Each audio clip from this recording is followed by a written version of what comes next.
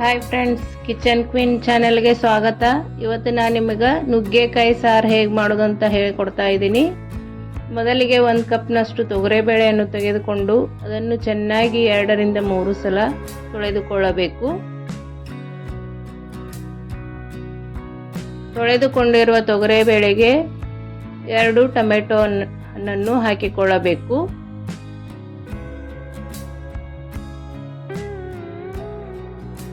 ಮದುವೆ ಮನೆಯಲ್ಲಿ ಭಟ್ಟರು ಮಾಡುವ ಸ್ಟೈಲ್ನಲ್ಲಿ ನುಗ್ಗೆಕಾಯಿ ಸಾರು ಹೇಗೆ ಮಾಡೋದು ಅಂತ ಹೇಳಿಕೊಡ್ತಾ ಇದ್ದೀನಿ.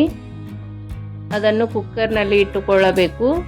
ಮತ್ತೊಂದು ಬಾಣಲೆಗೆ ನುಗ್ಗೆಕಾಯಿಯನ್ನು ಈ ರೀತಿ ಕಟ್ ಮಾಡಿಕೊಂಡು ಬಾಯ್ಲ್ ಆಗಲು ಇಡಬೇಕು.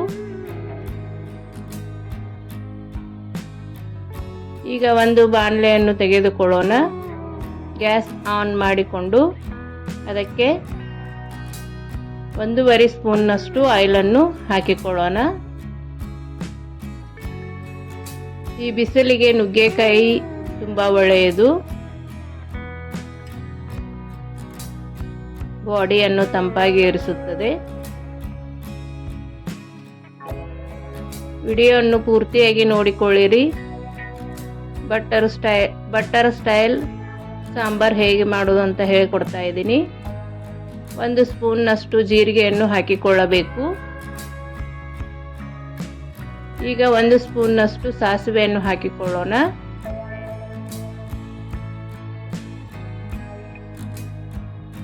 ಸಾಸಿವೆ ಮತ್ತು ಜೀರಿಗೆ ಚಟಪಟ ಅಂತ ಸಿಡಿಯಬೇಕು.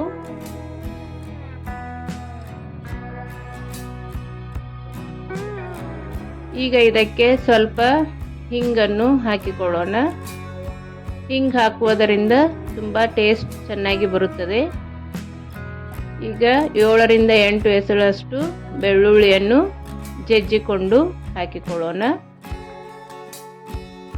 ಬೆಳ್ಳುಳ್ಳಿ ಜಜ್ಜಿ ಹಾಕುವುದರಿಂದ ತುಂಬ ರುಚಿಕರವಾಗಿರುತ್ತದೆ ಸಾಂಬಾರ್. ಈಗ 7 ರಿಂದ 8 ಎಸಳಷ್ಟು ಕರಿಬೇವನ್ನು ಹಾಕಿಕೊಳ್ಳೋಣ.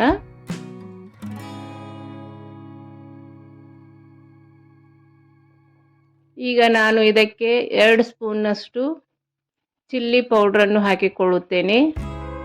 ನಿಮಗೆ ಎಷ್ಟು ಖಾರ ಬೇಕೋ ಅಷ್ಟು ಚಿಲ್ಲಿ ಪೌಡ್ರನ್ನು ಹಾಕಿಕೊಳ್ಳಬಹುದು.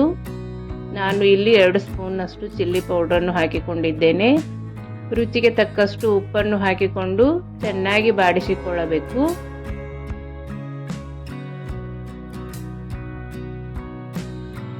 ಈ ರೀತಿ ಆಯಿಲ್ ಬಿಡಬೇಕು.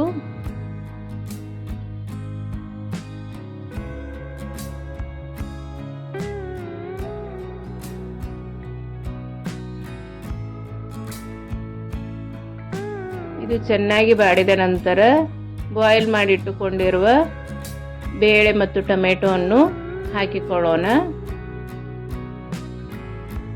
ಬೇಳೆ ಮೊದಲೇ ಬಾಯ್ಲ್ ಮಾಡಿಟ್ಟುಕೊಂಡಿದ್ದರೆ 10 ನಿಮಿಷದಲ್ಲೇ ಈ ಸಾಂಬಾರನ್ನು ಮಾಡಿಕೊಳ್ಳಬಹುದು. ಬೇಗನೇನೂ ಆಗುತ್ತದೆ ಮತ್ತು ತುಂಬ ರುಚಿಕರವಾಗಿಯೂ ಇರುತ್ತದೆ.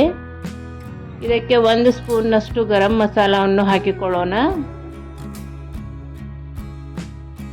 1 ಚಿಟಿಕೆಯಷ್ಟು ಹಳದಿ ಪೌಡ್ರನ್ನು ಹಾಕಿಕೊಳ್ಳುತ್ತೇನೆ. ಹಾಕಿಕೊಂಡು ಚೆನ್ನಾಗಿ ಮಿಕ್ಸ್ ಮಾಡಿಕೊಳ್ಳಬೇಕು.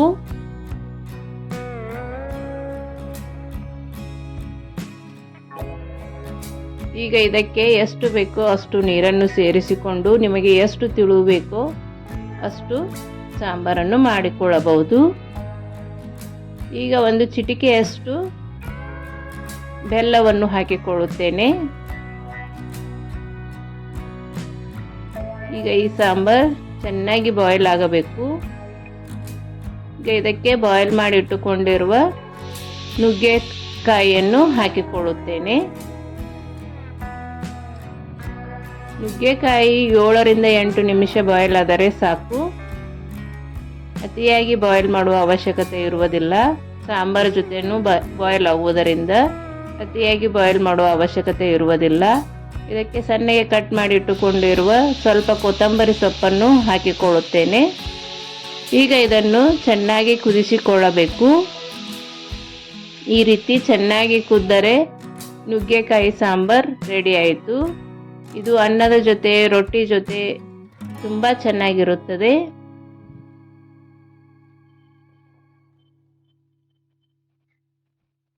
ನಿಮಗೆ ಇಷ್ಟವಾದರೆ ನನ್ನ ಚಾನಲನ್ನು ಸಬ್ಸ್ಕ್ರೈಬ್ ಮಾಡಿ, ಶೇರ್ ಮಾಡಿ, ಲೈಕ್ ಮಾಡಿ. ಈಗ ಅನ್ನದ ಜೊತೆ ನುಗ್ಗೆಕಾಯಿ ಸಾಂಬಾರು ರೆಡಿ ಆಯಿತು. Thank you.